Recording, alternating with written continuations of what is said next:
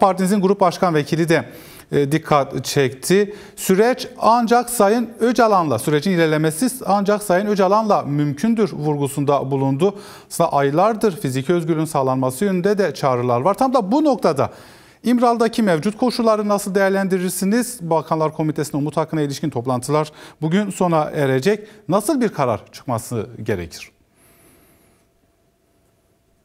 Yani öncelikle zaten Avrupa'da Bakanlar Komitesi'nde bugün açıklanacak olan ara karar gecikmiş bir ara karar. Çünkü 12 yıl önce Sayın Öcalan'la ilgili Avrupa İnsan Hakları Mahkemesi'nin verdiği bir karar vardı ve 12 yıldır bu ülkede Avrupa İnsan Hakları Mahkemesi'nin kararı uygulanmıyor.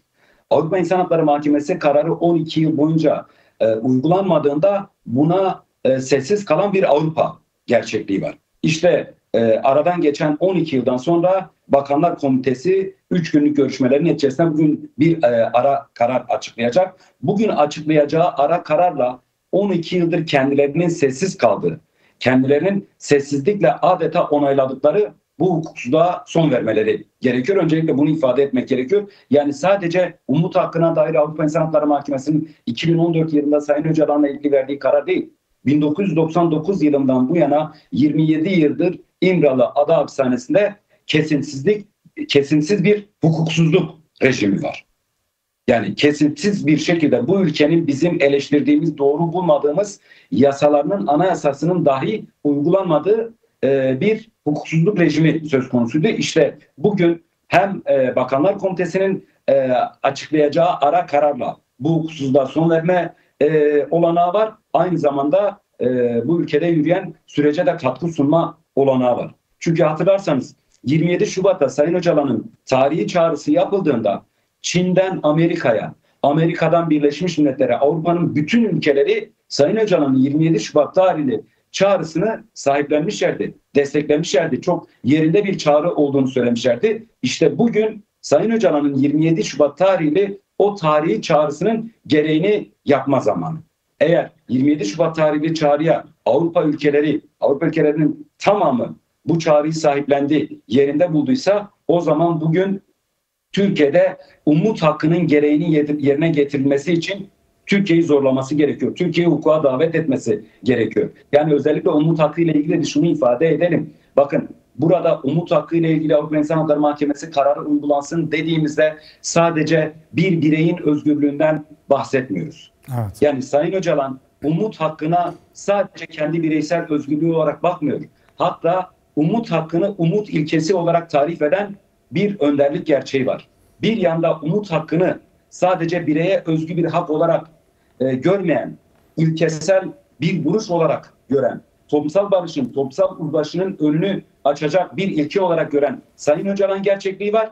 Öte yandan 12 yıldır Avrupa İnsan Hakları Mahkemesi kararını görmezden gelen bir Türkiye gerçeği var. Yine işte her kamera karşısına çıktığında, her mikrofon gördüğünde Türkiye hukuk devletidir demekten başka hukuka dair, adalete dair söz kuramayan bir Adalet Bakanı, bir Adalet Bakanlığı gerçeği var.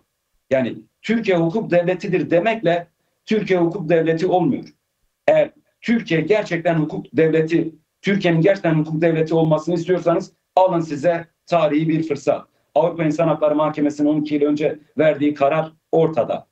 Bugün Bakanlar Komitesi gündeminde umut hakkı var. 1 Ekim'de meclis açılıyor ve yine aynı şekilde bizim partimizin geçtiğimiz yıl içerisinde umut hakkının uygulanmasına dair vermiş olduğu bir kanun teklifi var. 1 Ekim'de meclis açıldığında umut hakkına dair kanun teklifini meclise getirelim ve bunu şu şekilde söyleyeyim. Bakın toplumun çok farklı kesimleri umut hakkının, Sayın Öcalan'ın özgür çalışma koşullarının sağlanmasının ve son tahlilde Sayın Öcalan'ın fiziki özgürlüğünün sağlanmasının bu sürecin olmazsa olmazı olduğunu ifade ediyorlar.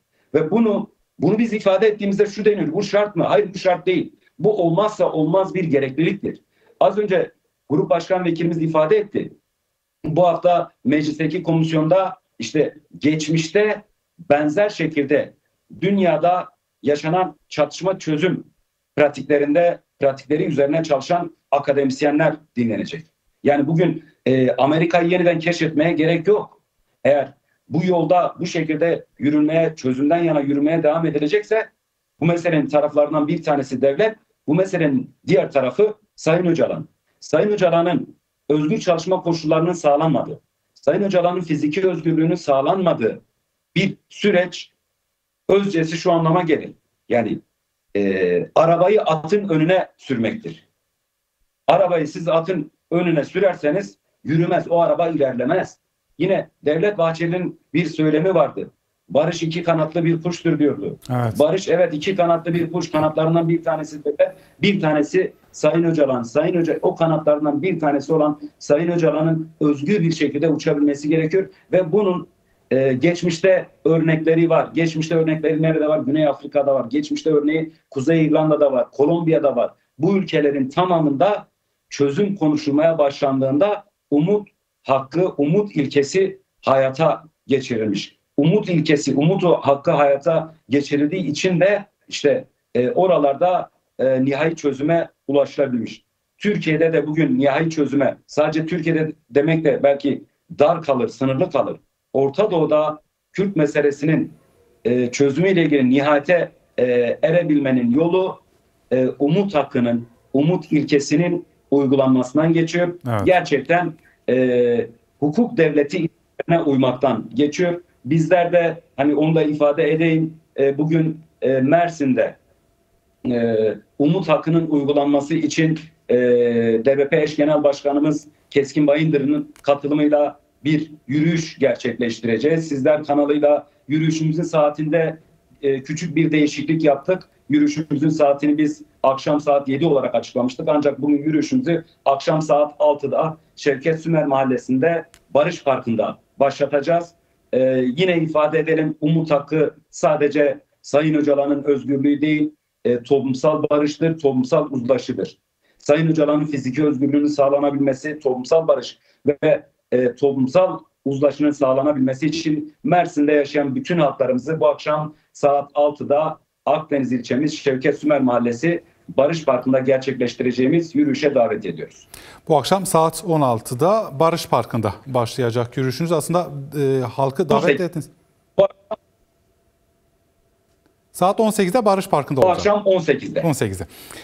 Şu an belki izleyicilerimiz arasında aslında siz değerlendirmelerinizden de anladığımız çokça eleştirisi yapılan bir nokta da bu sürecin belki zamana yayıldığı ya da iktidar kanadına yapılan önemli eleştirilerden biri de ağırdan aldığı yönünde. Tam da bu noktada sanırım sokaktan yükselen sesin, halkın tepkisinin, mesajın önemi de büyük olacak.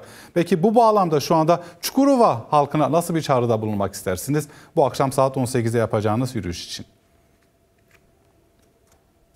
Çukurova halkı bugüne kadar özellikle Sayın Öcalan'ın 27 Şubat tarihli çağrısından bu yana her zaman demokratik toplum ve barış sürecine sahip çıktı.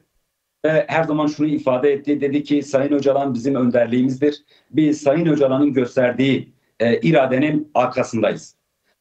Ve meselenin öte yanına bakımda devletin adım atma konusunda ikircikli, adım atma konusunda kararsız, çekingen tavrını da elbette bizim halkımız şu şekilde değerlendiriyor. Bu bir oyalama mı? Bu şekilde değerlendiriyor. Ama halkımız Sayın Öcalan'ın 27 Şubat tarihli çağrısının arkasında bugün akşam saat 18'de yani akşam saat 6'da gerçekleştirdiğimiz yürüyüşte de aynı zamanda bir yandan umut hakkına dair taleplerini dile getirirken aynı zamanda Sayın Öcalan'ın 27 Şubat tarihli çağrısının arkasında olduğunu da ifade edecek. Her zaman şunu ifade ettik. Dedik ki bu mesele diyalogla çözülür, müzakereyle çözülür. Evet şu anda yürüyen bir diyalog ve müzakere süreci var ama aynı zamanda biz mücadele etmekte geri adım atmayalım. Bugün biz Çukurova'da yaşayan bütün halkımızı saat 6'da Barış Parkı'nda demokratik toplum ve barışın inşası için hep birlikte omuz omuza mücadele etmeye davet ediyoruz.